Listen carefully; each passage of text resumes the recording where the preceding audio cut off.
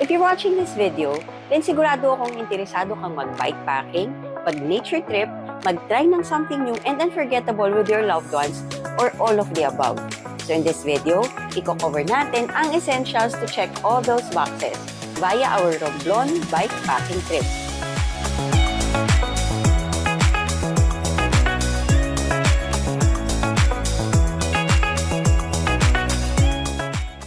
Romblon is a province in Mimaropa region, consisting of three main islands, namely Romblon Island, Tablas, and Sibuyan, along with several smaller islets. So for bikepackers, this is an ideal destination since you can do a loop of 3 islands in just one trip. For beach lovers, you get to enjoy powder white sand beaches since malapit lang ang Romblon sa Boracay.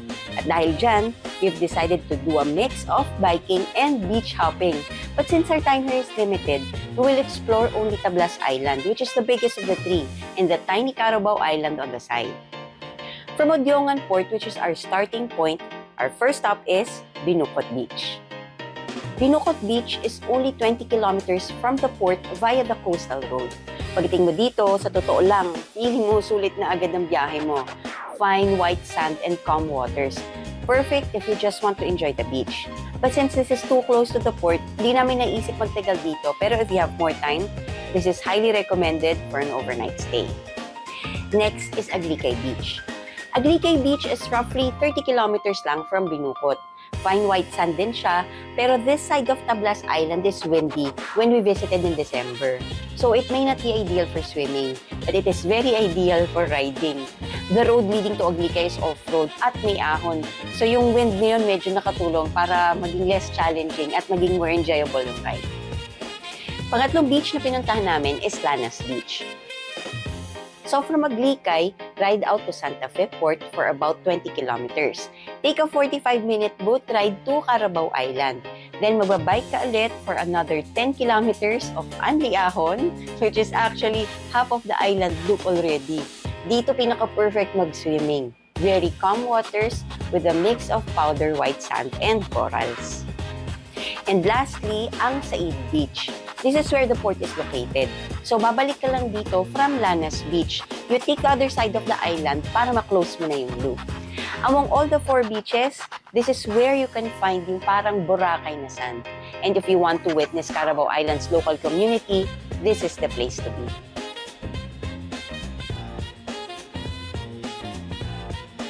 While biking and beaches are the highlights of this trip, getting to Romblon is also part of the adventure.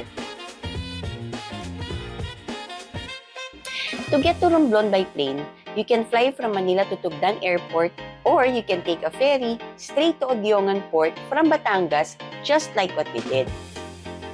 By ferry, kailangan mo makapunta sa Batangas Port. So that's either by bus, public vans, or by private car. By car, that's only roughly a 3-hour drive via SLEX. Pagdating sa port, you have 2 options ng pagbibitbit ng bike. Option 1, bike as a baggage. For this, kailangan mong tanggalin ang gulong mo so you can carry your bike at mapadaan sa scanner para rin maipasok sa waiting area. Kung nagtitipid ka, this is the best option. But take note that this is not convenient since you'll be carrying not just your bike but also your tires, bags, etc. So if you prefer convenience like we do, we chose option 2. Option 2, bike as a vehicle. At the first entrance, make sure you ask for an inspection stub and tell the guard on duty na isasakay niyo yung bike niyo sa barko. Kasi yung guard on duty will most likely not offer it to you proactively.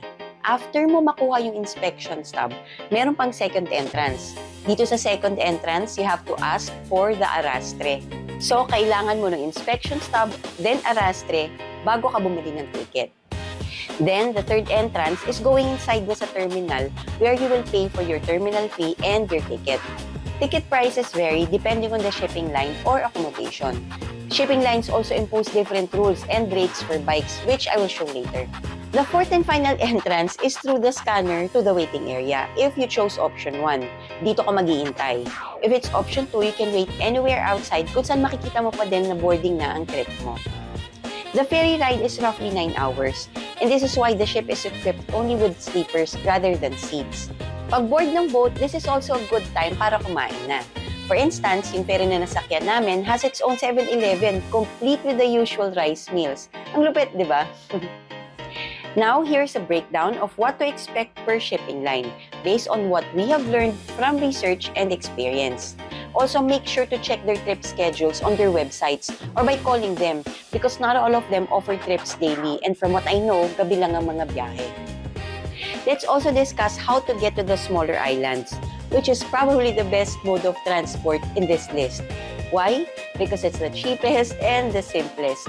Pupunta ka lang ng port, ililista ang pangalan sa manifesto, at magbayad ng terminal fee. Once na ready na mag-board, hihingi ka lang ng tulong sa porter para ikarga ang bike sa ibabaw ng boat. Aabutan mo lang ng konti yung porter at pwede ka nang sumakay ng boat. From there, maniningil na lang sila ng payment bago ka bumaba. Napaka-convenient, di ba? Pero the only challenge here is that since these are technically local and provincial trips, hindi lahat ng info ay available online.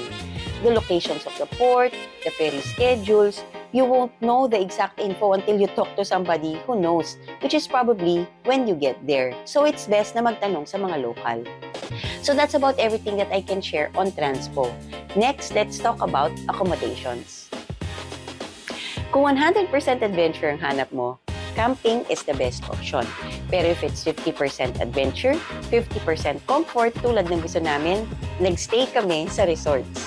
First night is in Aguite Beach. The whole beach is operated by just one resort which offers very practical accommodations.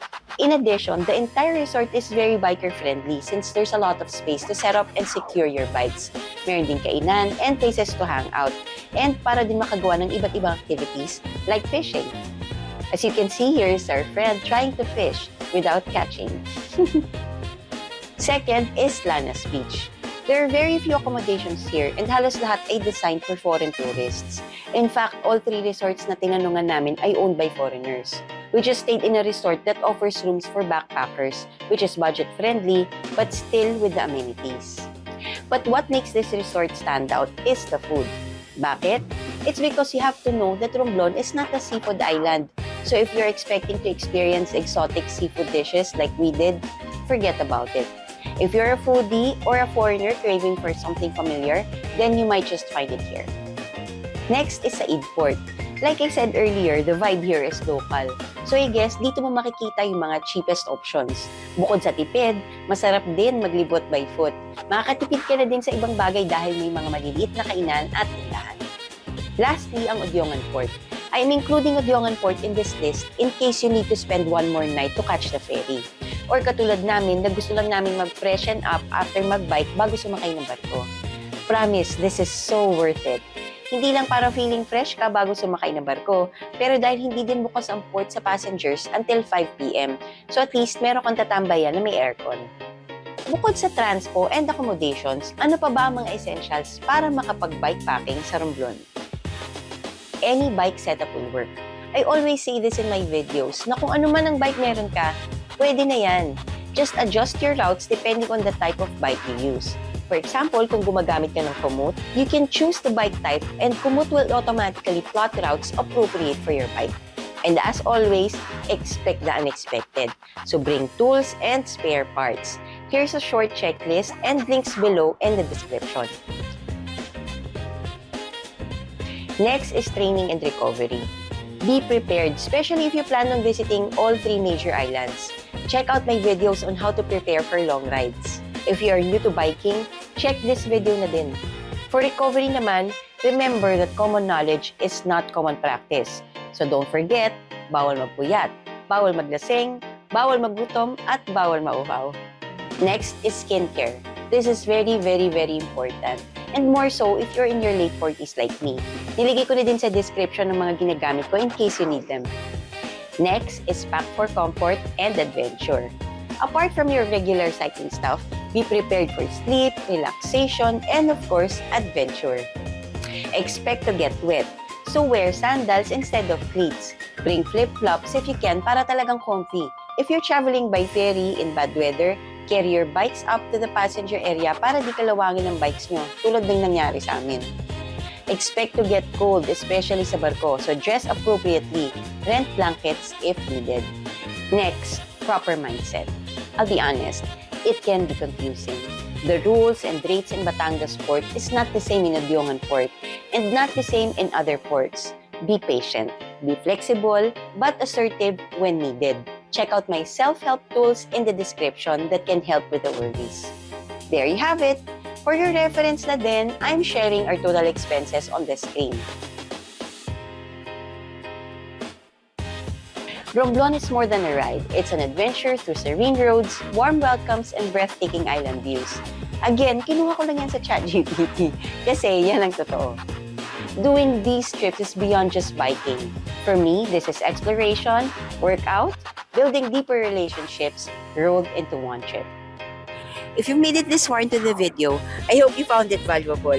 And if this guide helped you, don't forget to like and subscribe. See you next time. Salamat!